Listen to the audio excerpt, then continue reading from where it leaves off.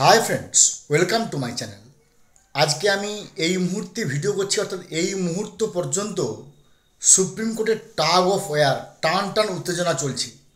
অর্থাৎ এখনও পর্যন্ত সুপ্রিম কোর্ট থেকে আমরা কোনো আহ, মানে সেই অর্থে কোনো ফাইনাল ভার্ডিক্ট বা আজকে ডেজ ভার্ডিক্ট এখনও পর্যন্ত পাইনি।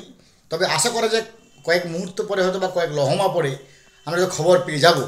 তবে যেটুকু এ পর্যন্ত সুপ্রিম কোর্টের সওয়াল চলছে, পাল্টা সওয়াল চলছে, তাতে অনেক কিছুই আমাদের কাছে পরিষ্কার। কি পরিষ্কার, আমি এক এক করে প্রত্যেকটা পয়েন্ট আলোচনা করছি।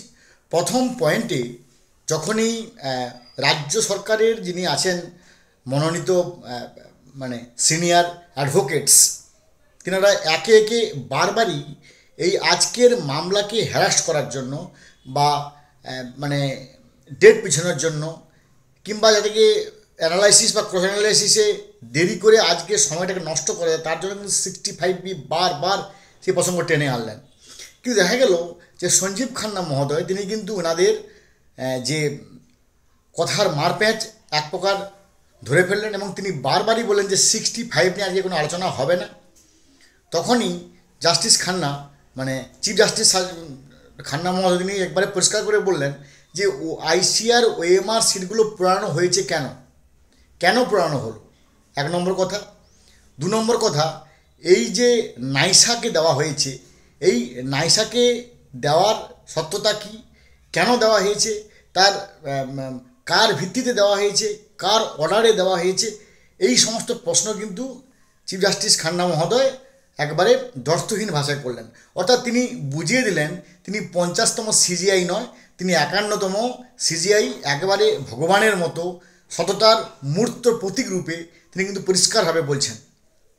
এবং তখনই যেই মুহূর্তে এই কথাগুলো বলছেন, তখনই রাজ্য সরকারের যিনি আছেন সিনিয়র অ্যাডভোকেট তিনি বললেন যে উত্তরপ্রদেশে গাজিয়াবাদ থেকে সিবিআই যে রেড করে যে তথ্যগুলো সংগ্রহ করেছেন তার সত্যতা কী, সেটাকে কীভাবে প্রমাণ, সেটা সত্য কিনা, তার 65B এর মানে কি সার্টিফিকেট তো নেই, সার্টিফিকেট বানাতে হয় লফুল ওনারের কাছ থেকে, সেই একই বারবার কথাগুলো বলছেন। কিন্তু জাস্টিস খান্না আবার সেই তাদের কথাকে আটকে দিতেন, কিন্তু বারবারই বলছেন যে দুটি ব্যাপার, যে এই যে স্যাগ্রিগেশন সেটা কি এসএসসির আইনজীবীরা মানে কী বলবো, এসএসসির আইনজীবীদের উদ্দেশ্যে তিনার স্পষ্ট ভাষা, স্যাগ্রিগেশন কি সম্ভব, হ্যাঁ কি না। দেখা গেল এই কথাতে এসএসসির আইনজীবীরা আমতা আমতা করে না মানে মানে না, সিবিআই রিপোর্টে দর্থহীন ভাষা, সিবিআই রিপোর্টের মিল নেই, তাদের মানে তাদের উদ্দেশ্যে বলা হচ্ছে যে এসএসসি স্যাগ্রিগেশন সম্ভব কি না, তারা যখন ঘুরে বলছে সিবিআই রিপোর্টে নানা রকম ফলস অমুক তমুক, তখন সমস্যা। কিন্তু এই প্রশ্নটা সঞ্জীব খান্না মহোদয় বলছেন যে এসএসসির উদ্দেশ্যে আমার প্রশ্ন যে স্যাগ্রিগেশন সম্ভব হ্যাঁ কি না।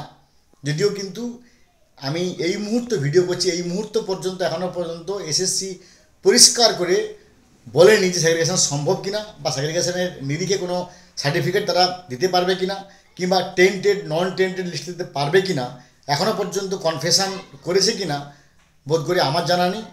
আমি কিছুক্ষণ পরে আবার যদি ফাইনাল ভার্ডিক্ট হয় কিংবা পার্ট হার্ট ভার্ডিক্ট হয় বা কী হলো, আমি অবশ্যই একটা ভিডিও করার চেষ্টা করবো যদি আমি খবর পাই। তো ফ্রেন্ডস, এইরকম কথার পরিপ্রেক্ষিতে আমরা বুঝতে পারলাম যে 25,753 জন শিক্ষক শিক্ষিকা group C group D justice Khanna মহোদয় পরিষ্কারভাবে বললেন যে তাহলে কিছু একটা ব্যাপার এখানে ঘটেছে, এখানে পুরোটাই গণ্ডগোল না আংশিক গণ্ডগোল, এটা কিন্তু বোঝার প্রয়োজন আছে। তার মানে একজন সিজিআই তিনি যদি এই কথা বলেন, তার মানে তিনি নিশ্চয়ই বুঝতে পেরেছেন যে এখানে প্রকারান্তরে প্রকটভাবে কিংবা প্রচ্ছন্নভাবে কিন্তু দুর্নীতি হয়েছে।